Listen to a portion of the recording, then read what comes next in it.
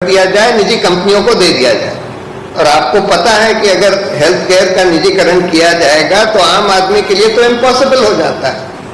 2-4 ऐसे Christian medical institutions हैं जहां पर कम दाम में इलाज हो जाता है, या कुछ चैरिटेबल इंस्टीट्यूशंस हैं जो कि सरकार के बाहर हैं, लेकिन अगर उनको आप छोड़ दें तो बाकी तो प्राइवेट सेक्टर में आम आदमी का पहुंचना इम्पॉसिबल है।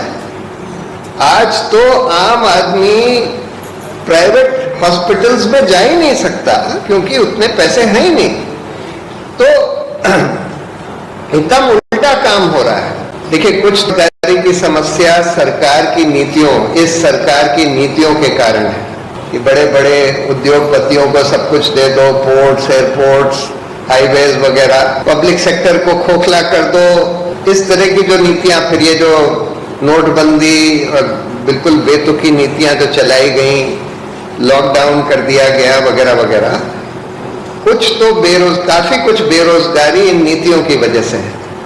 लेकिन कुछ बेरोजगारी जो हमारा आर्टिफिशियल इंटेलिजेंस आ रहा है, टेक्नोलॉजी आ रही है, उसकी वजह से भी बेरोजगारी हो रही है। और मेरा ये मानना है कि इस बेरोजगारी को बहुत हद तक रोका नहीं जा सकता। हम कुछ भी नीतियां बना लें, आर्टिफिशियल इंटेलिजेंस और टेक्नोलॉजी का जो जिस तरह से प्रोग्रेस हो रही है, उसमें कुछ बेरोजगारी तो लाजमी होगी।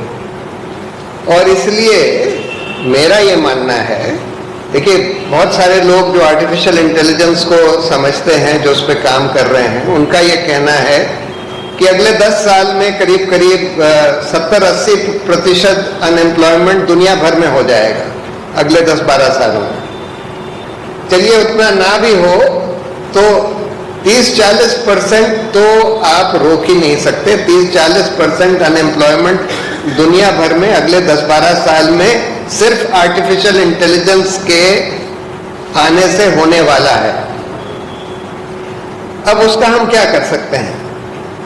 जो इसके जानकार हैं वो लोग ये कहते हैं कि हम लोगों को इवेंचुअली यूनिवर्सल बेसिक इनकम हर नागरिक को प्रोवाइड करनी पड़ेगी।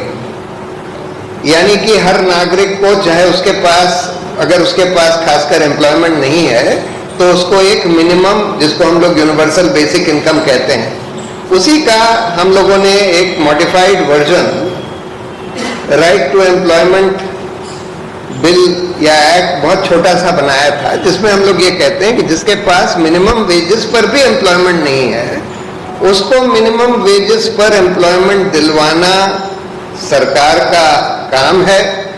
और अगर वो भी नहीं दिलवा सकते तो कम से कम उसका आधा अनएम्प्लॉयमेंट अलाउंस देना पड़ेगा। और एम्प्लॉयमेंट भी उसके रेजिडेंस से रीजनेबल डिस्टेंस पर होना चाहिए, ये नहीं कि कहीं बहुत दूर।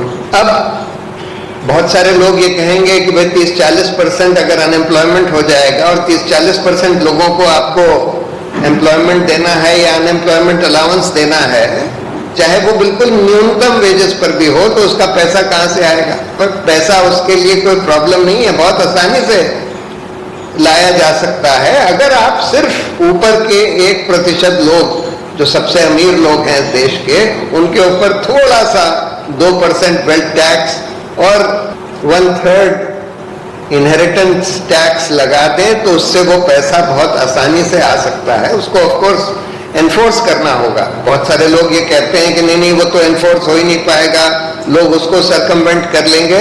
वो सब आपको लीक्स प्लग करने होंगे और उसके तरीके हैं लीक्स को प्लग करने के।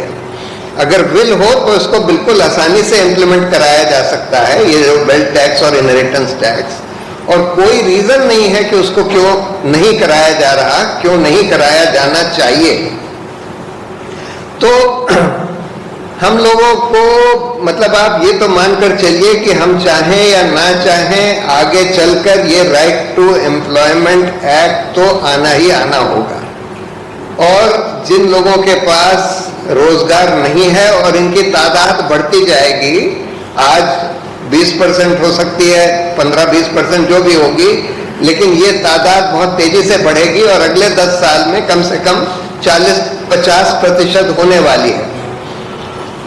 तो इसका कोई और विकल्प है ही नहीं। ये तो हमको कानून बनाना ही पड़ेगा, उसको चाहे हम यूनिवर्सल बेसिक इनकम कहें, चाहे अनएम्प्लॉयमेंट अलाउंस कहें, जो भी हम उसको नाम देना चाहें नाम दे दें, लेकिन बेसिक ये पॉलिसी तो लानी ही लानी पड़ेगी, इसका कोई विकल्प नहीं। नीतियां, और नीतियां क्या हैं कि पब्लिक सेक्टर को धीरे धीरे खत्म करते जाओ। वैसे तो हेल्थ केयर और बेसिक हेल्थ केयर और बेसिक एजुकेशन को तो हमारा फंडामेंटल राइट सुप्रीम कोर्ट ने भी माना है, इस पर कानून भी बने हुए हैं, खासकर एजुकेशन के ऊपर। यानी कि बेसिक एजुकेशन, स्कूल तक कम से कम एजुकेशन प्रोवाइड करना 12वीं तक, तो सरकार का काम है। लेकिन हम ये देख रहे हैं कि वो भी सरकार नहीं कर रही, और कम से कम इस देश में 30-40% ऐसे लोग होंगे, बच्चे होंगे, जो कि सरकारी स्कूल में नहीं जा पाते, इसलिए क्योंकि वहां सरकारी स्कूल नहीं है, या फिर सरकारी स्कूल इतना खराब है कि वो उनके पास पैसा ना होने के बावजूद भी वो लोग प्राइवेट स्कूल्स में जाते हैं। तो सरकार का तो काम ये था कि भाई एजुकेशन सेक्टर को अपनी ओर से खूब बढ़ाए, यानी कि अच्छे सरकारी स्कूल, कम से कम एक न्यूनतम स्टैंडर्ड के सरकारी स्कूल सब जगह बनने चाहिए, और उसी में कई लोगों को रोजगार मिलेगा। ऐसे हमारे पास बहुत लोग हैं जो अनएम्प्लॉयड हैं, जो कि स्कूलों में काम कर सकते हैं, चाहे वो पढ़ाने का काम हो, चाहे एंसिलरी काम। कई लोगों को तो उसी में काम मिलता, आपने वो नहीं किया। उसके अलावा आपने हेल्थ सेक्टर में बेसिक हेल्थ केयर, यानी कि सब जगह कम से कम न्यूनतम प्राइमरी हेल्थ सेंटर्स कम से कम हर गांव में होने चाहिए। लेकिन यहाँ तो कितने गांव हैं, कितने लाख गांव हैं देश में जहां प्राइमरी हेल्थ सेंटर भी नहीं है। वो सेटअप करना सरकार का काम था, लेकिन हम तो ये देख रहे हैं कि सरकार बिल्कुल उल्टा काम कर रही है, हेल्थ में भी एजुकेशन में भी। वो ये चाहती है कि हम अपना हाथ धो लें एजुकेशन सेक्टर से भी, हेल्थ सेक्टर से भी, और सब कुछ निजीकरण कर दिया जाए, निजी कंपनियों को दे दिया जाए।